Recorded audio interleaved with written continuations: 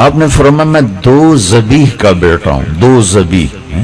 اسماعیل ذبیح تو سنا نا آپ، حضرت اسماعیل کو کے نیچے سے نکالا گیا، یہ تو اس کو بتانے کی ضرورت نہیں، یہ تو مشہور واقعہ ہے، ہر قربانی پر وہ واقعہ فاضح ہو جاتا ہے۔ سارے علماء، خطیب حضرات حضرت ابراہیم علیہ السلام، اسماعیل علیہ السلام کا قصہ سناتے ہیں، وہ تو آپ کو معلوم ہے۔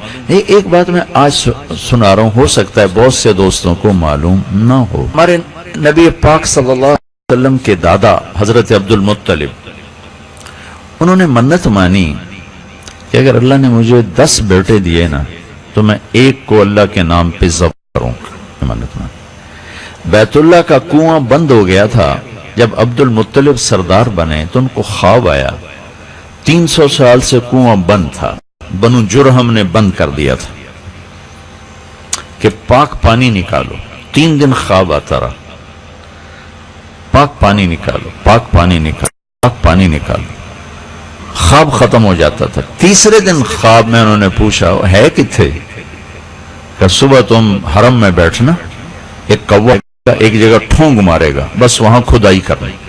تو عبد المطلب صبح جا کے بیٹھ گئے، کوہ آیا، ٹک ٹک ٹک اڑ گیا۔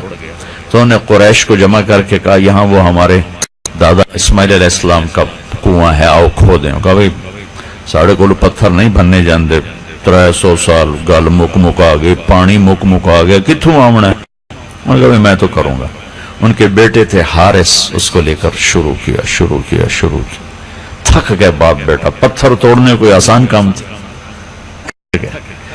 کہنے لگے وہ بھی کوئی سردار نہیں جس کی اولاد نہ ہو، ایک ہی بیٹا تھا اس وقت، اگر اللہ نے مجھے 10 بیٹے دیے تو ایک کو اللہ کے نام پہ ذبح کروں گا۔ وہ اللہ نے 10 کے 12 دے دی، 15 کئی شادیوں سے۔ تو انہوں نے سب کو اکٹھا کیا، کہا بھائی میں نے منت مانی تھی کہ ایک کو ذبح کروں گا، تم تیار ہو؟ آج کی اولاد باپ کو پانی پلانے کے لیے تیار نہیں ہے، اور وہ اسلام کی روشنی نہیں ہے۔ اور بیٹوں نے کہا کہ پہ ہاتھ رکھو گے ذبح ہونے کو تیار، ذبح ہونے کو۔ کہنے نہیں میں انصاف کروں گا، میں پرچی ڈالوں گا۔ تو سب کے نام لے کر جو پرچی ڈالی تو حضرت عبداللہ کا نام نکلا ہے، ہمارے نبی کے والد۔ اچھا، حضرت عبداللہ عبد المطلب کو سب سے زیادہ پسند، محبوب، لیکن سرداری آن، انہوں نے اس کا ہاتھ پکڑ لیا، چل۔ تو مکے میں شور مچ گیا کہ یہ تو نہیں ہوگا، یہ ظلم تو نہیں ہوگا۔ تو ایک عرب سردار تھا، اس کا ایمان تو نصیب ہوا بعد میں، عاص بن وائل، اس نے کہا عبد المطلب یہ ظلم ہم نہیں ہونے دیں گے، اولاد ذبح کر، اپنی منت کا کفارہ کر، اولاد نہیں ذبح ہوگی۔ عبد المطلب فرمانے لگے میں سردار ہوں، مجھے اپنے کو پانی دینا ہے۔ آس نے کہا تو میں کہڑے کوئی کمی ہے، میں بھی سردار ہوں، میں یہ نہیں ہونے دوں گا۔ لہذا میں سارا مکہ ایک طرف، اکیلے عبد المطلب ایک طرف۔ تو اچھا بھائی، قطبہ کاہن جو فیصلہ کرے گی، اس زمانے میں پنچایتیں تھیں جس میں بعض شوبدباز جادوگر قسم کے لوگ ہوتے تھے، عورتیں بھی مرد بھی، وہ جو فیصلہ کرے گی ہمیں قبول ہے۔ تو ساری پریں وہاں پہنچ گئے۔ تو اس نے کہا تمہارے ہاں جب کوئی آدمی قتل ہوتا ہے تو اس کا معاوضہ کتنا ہے؟ تو انہوں نے کہا 10 اونٹ اس کا معاوضہ ہے۔ اچھا آپ لوگ ایسا کرو، ایک پرچی پہ لکھو عبداللہ اور ایک پہ لکھو 10 اونٹ، پھر قرعہ ڈالو، اگر عبداللہ کا نام نکلے تو 10 اور بڑھا دو، اور جب تک عبداللہ کا نام نکلتا رہے 10 بڑھاتے جاؤ۔ جب اونٹوں کا نام نکل آئے تو جتنے اونٹ اس پر لکھے ہوں اتنے ذبح کر دو، عبداللہ کو چھوڑ دو۔ ایک گل سارے انہوں سمجھ آ گئی، یہ سارے واپس آئے۔ عبد المطلب نے اپنے اونٹ کھڑے کر دیے ایک طرف، سورا مکہ اکٹھا، تو پرچی ڈالی عبداللہ 10 اونٹ اٹھائی تو عبداللہ نکلا۔ تو انہوں نے 10 اونٹ تو پہلے ایک طرف کھڑے کیے ہوئے تھے، تو انہوں نے 20 ادھر کھڑے کر دیے اور یہاں لکھا 20 اونٹ عبداللہ، پرچی ڈالی تو پھر نکلا عبداللہ، تو انہوں نے مٹا کے 30 اور ادھر 10 اونٹ اور جمع کر دی، پھر پرچی ڈالی، پھر عبداللہ، پھر 40 کر دیا، پھر وہ قرآ ڈالا، پھر عبداللہ، تو 50 کر دی۔ اب سب کے دل اٹھ اوپر کو جا، سارے پریشان کہ عبداللہ نکل رہا ہے، خیر ہو انشاءاللہ۔ پھر پرچیاں ڈالی عبداللہ، تو 50 کر دی۔ پھر پرچی ڈالی عبداللہ، 60 کر دیا۔ پھر پرچی ڈالی عبداللہ، 70 کر دیا۔ پھر پرچی ڈالی عبداللہ، تو 80 کر دیا۔ پھر پرچی ڈالی عبداللہ، 90 کر دیا۔ پھر پرچی ڈالی عبداللہ، 100 کر دیا۔ اب 100 اونٹ اور عبداللہ۔ اب جو پرچی ڈالی تو عبداللہ کی بجائے 100 اونٹ کی پرچی نکل آئی، تو قریش نے نعرہ مارا، لے بھی کم بن گیا بس۔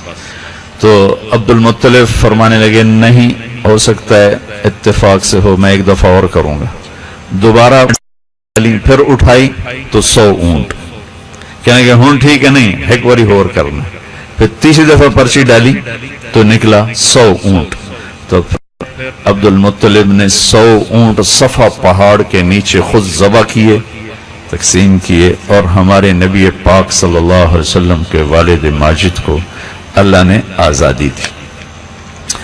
اچھا، آپ جس باپ کی پشت میں ہوتے تھے اس کے ماتھے پہ نور ہوتا تھا، نور چمکتا تھا۔ 2 واقعے ہوئے عجیب۔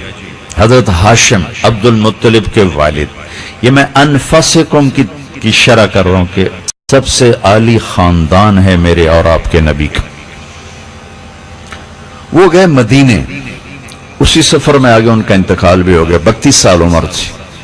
تو ایک عورت نے آپ کو دیکھا تو ان کو دعوت دی کہ میرے ساتھ ایک رات گزارو۔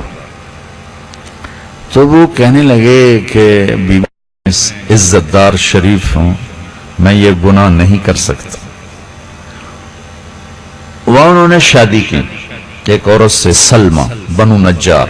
شادی کے 2-3 دن بعد بازار سے گزرے تو وہ عورت آگے سے آ رہی تھی، تو اس کو روک کر فرمانے لگے تم مجھے گناہ کی دعوت دیتی تھی تو شادی کر لو۔